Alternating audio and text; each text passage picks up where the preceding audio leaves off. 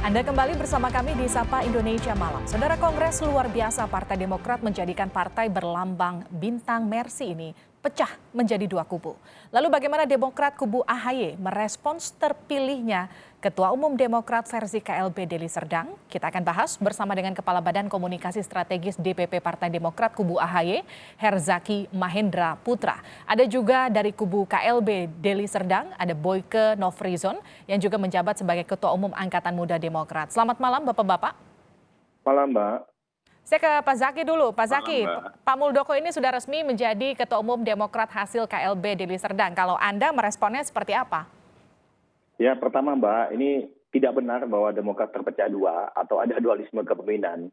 Yang benar adalah ada sekelompok atau segelintir kader dan mantan kader yang bekerja sama dengan pihak eksternal, ya, yang yaitu oknum kekuasaan. Dan kali ini yang setelah 1 bulan lebih beliau menyangkal, akhirnya terbukalah kedoknya bahwa Pak Muldoko merupakan salah satu aktor di balik GPKPD. Karena apa? Sebelumnya beliau selalu menyangkal, tapi kali ini beliau kemudian menerima katanya, ya, menerima usulan beliau sebagai ketua umum gitu. Nah, kenapa kami bilang tidak ada dualisme kepemimpinan ataupun bahwa tidak ada perpecahan atau terbelah duanya Partai Demokrat? Karena jelas-jelas, Mbak, nah, kegiatan yang menamakan dirinya KLB itu jelas-jelas sebenarnya hanya dagelan menurut kami. Kenapa dagelan? Ya, dagelan itu begini, Mbak. Kita nih kalau bicara mengenai organisasi ada aturan, Mbak, yang mesti dipegang. Nah, aturan itu juga sudah disahkan di Kemenhukam. Oke. Ya, kami punya ADART dan sudah jelas bahwa pelaksanaan itu tidak sesuai dengan aturan partai. Itu untuk pengusulan dulu loh, untuk pengusulan. Kemudian untuk penyelenggaranya sendiri udah jelas juga bahwa itu adalah mantan kader kami dan tidak punya juga wewenang untuk melaksanakan KLB. Jadi mesti dibedakan lagi nih. Yang ketiga, dengan demikian juga keputusannya pun tidak sah gitu loh. Ya, sehingga bagi kami ya tidak ada dualisme kepemimpinan, tidak ada terbelah dua, tidak, tapi hanya ada segelintir orang kebetulan. Karena kalau dihitung jumlah, mereka ini kan bukan pemilik suara sah gitu loh ya. Kalau misalnya harus aturan KLB itu kan minimal 2/3 DPD, setengah dari DPC, ya, dan juga disetujui oleh Ketua Majelis Tinggi gitu. Sedangkan ini kan tidak ada proses-proses seperti ini, ujuk-ujuk hanya datang aja ke sana ya, tidak ada kejelasan. Pemilik suaranya mana nih? Siapa pemilik suaranya yang sah di sana? Bagi kami dari seperti itu, Mbak. Jadi, makasih juga Pak Mahfud tadi sudah merespon, meskipun bagi kami ini tegas dan jelas, bukan isu internal. Ini masih kami garis bawahi ya, ini bukan isu internal. Kenapa? Pak Muldoko seharusnya sebagai seorang KSP, Kepala Staf Presiden, orang yang sangat lekat dengan Bapak Presiden Jokowi dan merupakan lambang dari negara ini juga. Pak Presiden Jokowi adalah lambang. Dan kemudian ada personil yang sangat dekat dengan beliau, itu seharusnya beliau berhati-hati sekali gitu meninjau ini gitu. Oke. Ya, jangan main asal terima atau asal apa aja, kecuali memang beliau lah bagian dari kelompok GPKPD ini gitu yang sudah merencanakan sejak awal dan akhirnya terbukalah belangnya beliau ya di hari Jumat kemarin gitu loh. Ini kalau dari kami sementara seperti ini, Mbak gitu. Oke, saya lempar ke Pak Boyke. Pak Boyke, kalau menurut Pak Zaki ini artinya tidak memenuhi quorum begitu ketika ingin menyelenggarakan KLB. Kalau versinya Pak AHY ini ilegal dan inkonstitusional. Menurut Anda? Ya, itu kan versi dari pihak Mas AHY ya. Ya tentunya dari pihak Mas AHY yang hari ini diwakili oleh Mas Zaki akan mengatakan apa yang terjadi atau apa yang dilakukan pada hari Jumat kemarin, yaitu Kongres luar biasa, adalah acara ilegal. Namun kenyataannya bahwa yang terjadi saat itu, KLB yang terjadi yang dilakukan pada hari Jumat kemarin, itu memenuhi standar dan sah secara hukum internal organisasi. Kenapa saya bilang begitu? Bahwa memang diatur di ADART, makanya kita harus juga mengacu kepada ADART yang mana. Hari ini KLB sudah terjadi dan KLB sudah selesai. Nah, kita mengacu kepada anggaran dasar sebelumnya. Kalau kita mengacu pada anggaran dasar yang disahkan oleh Kongres kelima, saat itu adalah Mas Agus, anggaran dasar kelima, tentunya semuanya akan mentah. Namun kita tetap kita mengikuti standarisasi anggaran dasar mengenai KLB, yaitu satu, permintaan dari pemilik suara, yaitu benar 50% dari pemilik suara DPC dan 2/3 dari pemilik suara DPD. Nah, kalau persoalan ada yang mengatur bahwa ini harus ada pengesahan atau izin dari Ketua Majelis Tinggi, itu di situ persoalannya, Mbak. Bahwa kita ini dari pihak KLB yaitu ingin membatalkan anggaran dasar rumah tangga yang berlaku pada pada KLB di sebelumnya 2020. Oke. Artinya kalau tadi Pak Zaki sudah menyatakan bahwa tidak ada perpecahan di tubuh Demokrat, Anda mengamini bahwa saat ini Demokrat terbagi menjadi dua kubu? Ya kalau saya mengamini itu tidak elo ya Mbak ya, tapi hanya publik yang mengamini itu. Tapi ada dua ketua umum, bagaimana Ya, mengatakan Demokrat tidak Mbak, terpecah? Makanya kan ditanyakan tadi dijawab sama Mas Zaki bahwa tidak terpecah. Makanya publik menjawab mana yang tidak terpecah. Bahwa hari ini ada dua kubu. Kubu dari KLB, dari kami Pak Muldoko sebagai ketua umum, dan kubu dari Mas Agus Harimurti Yudhoyono. Artinya terpecah dua. Kalau misalnya dari Mas Zaki mengatakan atau kubu dari Mas Agus mengatakan tidak terpecah, ya silakan. Tapi publik mengatakan bahwa terjadi dualisme kepemimpinan, yaitu dualisme dari Pak Muldoko, yaitu KLB kemarin, dan satu lagi dari Mas Agus Harimurti Yudhoyono. Oke, saya lempar ke Mas Zaki. Mas Zaki, kalau tadi Pak Boy juga sudah sempat menyatakan bahwa ini sebetulnya sudah memenuhi ADART partai. Bagaimana kemudian menurut Anda?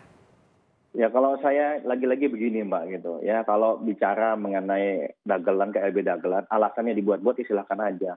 Legal standingnya apa? ADART yang mana? Oke, sekarang kita bahas dulu Kongres kelima yang menetapkan Mas AHY ya sebagai ketua umum. Itu jelas aturannya dibuat semua berdasarkan apa? Berdasarkan ADART sebelumnya.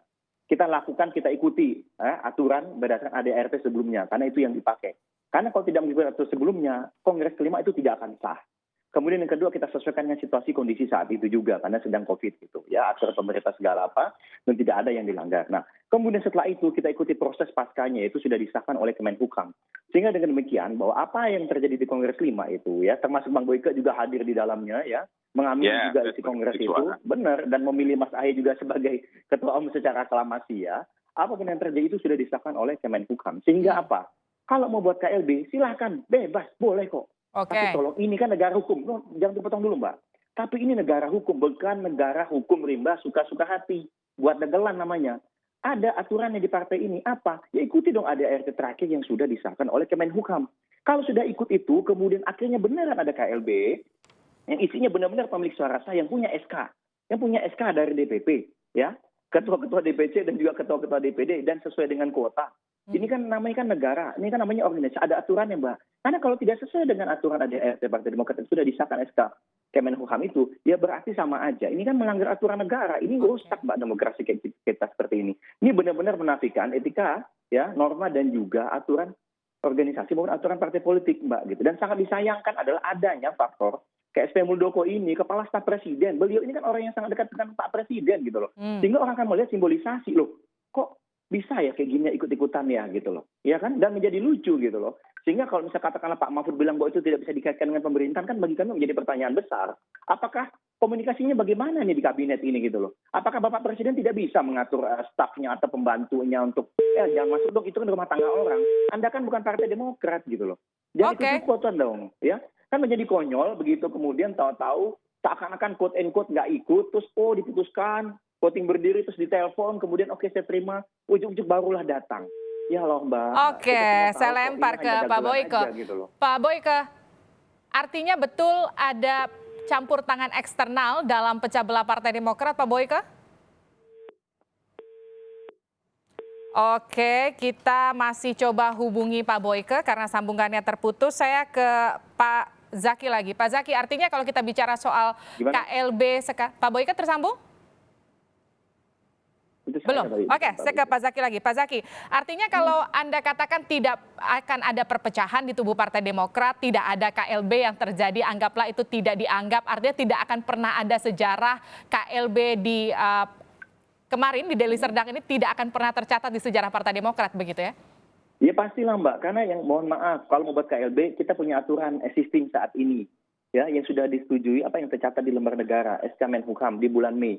Ikuti aturan itu dulu aja, barulah buat kalau memang sesuai dengan aturan, ada KLB sesuai aturan itu, baru kita bisa anggap KLB-nya sah. Ini jelas, pemintanya aja salah, tidak sesuai aturan. Kemudian kedua, penyelenggaranya pun tidak punya legal standing. Kenapa? Karena ketua panitianya atau panitianya kami lihat adalah orang pada kami pecat. Bahkan kalau mereka masih kader pun, kalau mereka masih kader, mereka tuh nggak punya wewenang juga untuk melaksanakan KLB ini. Dan yang ketiga, tolong dong dilihat pemilik hak suara yang datang itu siapa gitu loh.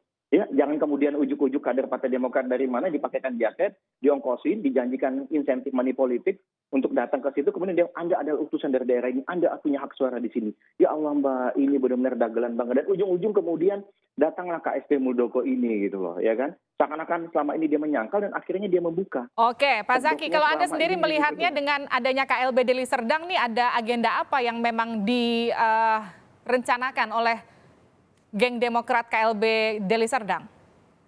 Ya kalau saya sih bukan melihat geng Demokrat Deli Serdang ya, tapi lebih kepada ya Bapak Muldoko sendiri kan sendiri sudah menyampaikan di sana pengen menjadi calon presiden 2024 dengan menggunakan Oke. kendaraan Partai Demokrat ini. Sayang sekali kalau emang tuh uangnya banyak banget di situ ya bertebaran, Mbak. Tolong dipakai aja lah buat bantu masyarakat yang sedang Baik, COVID saya lempar ini, ke Pak maupun Boyke nih, dengan sudah tersambung. bencana. Itu aja kalau dari kami. Halo. Sudah ada Ya, agenda jadi- untuk 2024 yang akan digunakan Pak Muldoko dengan menunggangi Partai Demokrat. Pak Boyke? Saya sampai hari ini, Mbak, sekali lagi saya mengatakan kepada publik, sampai hari ini saya tidak pernah mendengar Pak Muldoko memiliki keinginan untuk maju di 2024. Itu kan hanya cara ya yang disampaikan oleh teman-teman yang ada di kelompok Mas Agus, bahwa seakan-akan ada keinginan politik atau nafsu politik dari Pak Muldoko untuk maju sehingga merebut Partai Demokrat. Nah, kita tarik ke belakang dulu bahwa terjadinya KLB tentu ada persyaratan, saya sepakat Mas Zaki, persyaratan.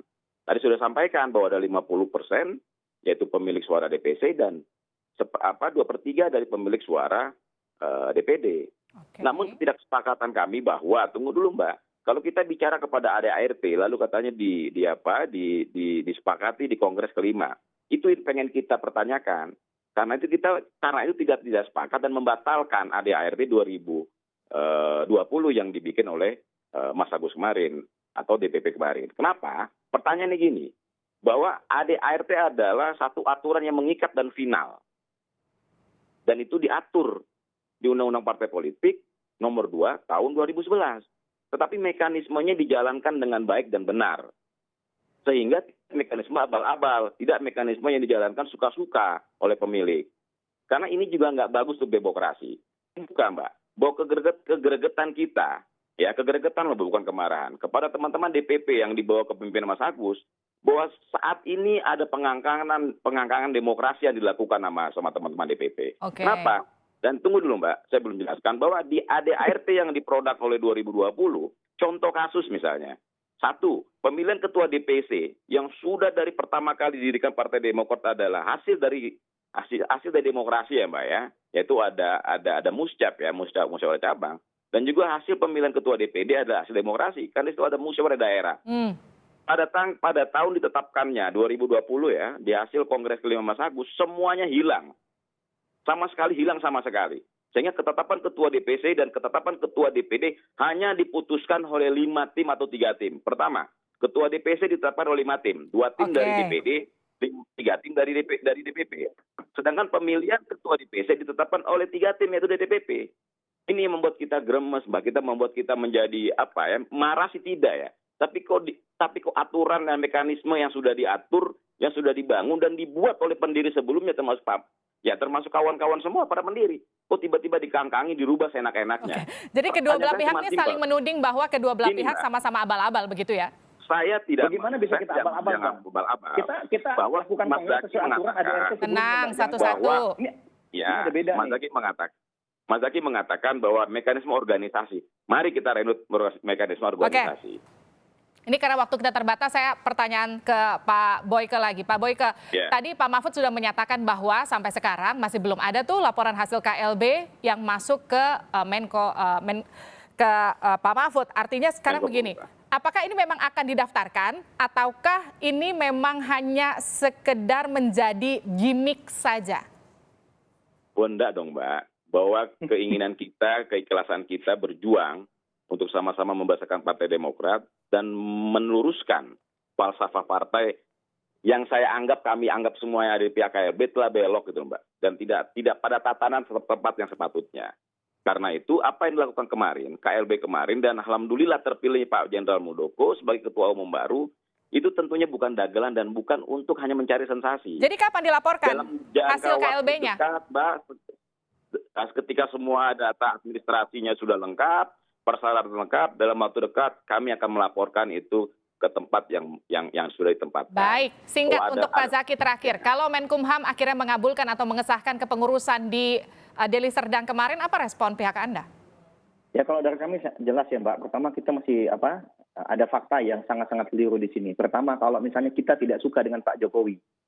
Kalau kita anggap Bapak Jokowi itu melanggar aturan negara. Tahu-tahu ada kelompok buat DPR abal-abal, tidak sesuai dengan aturan hukum di negara ini. Kemudian kelompok DPR abal-abal ini yang tidak punya hak sama sekali, mengangkat presiden baru atau misalnya wah kita impeach MPR nih ya, mengimpis Pak Jokowi. Ya, apakah punya hak Mbak gitu, yang abal-abal ini dan merasa bahwa Pak Jokowi ini nggak benar mekanismenya bla bla segala bernegara. Nah, itu kan omong kosong Mbak, nggak bisa dong. Kita ada tatanan, ada aturan satu-satu Pak Boyke. Ada aturan hukumnya. Jadi ini yang menjadi kemudian masalah besar adalah bahwa pengada-ngadanya ini tidak sesuai aturan hukum. Kita negara hukum, kita ikut dong dengan aturan hukum. Oke, kita negara hukum, kita ikuti aturan hukum. Kita tunggu nanti laporan pihak Deli Serdang nanti ke Kemenkumham. Izin Mbak. Baik. Yang kedua hati-hati Mbak. Maaf, tadi saya menjawab yang dikangkangin. Kok kita bilang mengangkangi aturan? Mohon maaf gitu loh, ya. Mas Zaki, saya mau tanya Mas Zaki. Mas Zaki, di pasal ADART, pasal 85 dan 83, itu sudah benar-benar tercantum Mas Zaki. Pada ADART sebelumnya, pemilihan ketua cabang dan ketua daerah ditentukan oleh musyawarah cabang. Muscap, pemilihan ketua DPD ditentukan oleh musyawarah daerah. Nah, partai ini namanya Partai Demokrat, Mas. Partai Demokrat. Kalau tiba-tiba pemilihan ketua DPC dan ketua DPD lalu diputuskan sepihak, lalu buat apa? Nama ini Partai Demokrat loh. Kalau begitu, buat aja nanti pemilihan ketua umum Partai Demokrat dari versi Mas Agus, besok dipilih aja 3 tim, 5 tim dari misalnya dari Dewan Kehormatan atau Ketua Majelis Tinggi, sebutkan saja memilih ketua umum Partai Demokrat periode selanjutnya, ditunjuk. Nggak usah ada mekanisme kongres. Sedangkan Partai Demokrat ini partai demokrasi loh, demokrasi. Di mana demokrasinya? Saya mau tanya ke Mas Zaki. Baik, nanti kita tinggal tunggu apa laporan dari hasil KLB Deli Serdang ke Menko Polhukam untuk ditindaklanjuti. Demokrasi yang abal-abal, Mbak. Masa MPR gadungan bisa mengimpis Pak Jokowi? Masa MPR gadungan bisa mengimpis Pak Jokowi? Baik, Bapak-bapak. Jadi maksud saya, ada aturan hukumnya gitu loh dipakai. Aduh, jangan mengada-ngada. Makanya. Terima kasih karena sudah ada aturan hukum. Kita akan nanti ikuti proses hukumnya. Kita tunggu KLB Deli Serdang untuk melaporkan hasil KLB-nya ke Menko Polhukam. Kemudian nanti akan diproses. Kita akan lihat pihak mana yang akan disahkan sebagai Partai Demokrat yang resmi. Apakah versi Deli Serdang ataukah versi Pak AHY. Nanti akan kita bahas lebih lanjut lagi di Sapa Indonesia Malam. Terima kasih Pak Boyke dan Pak Zaki atas partisipasinya.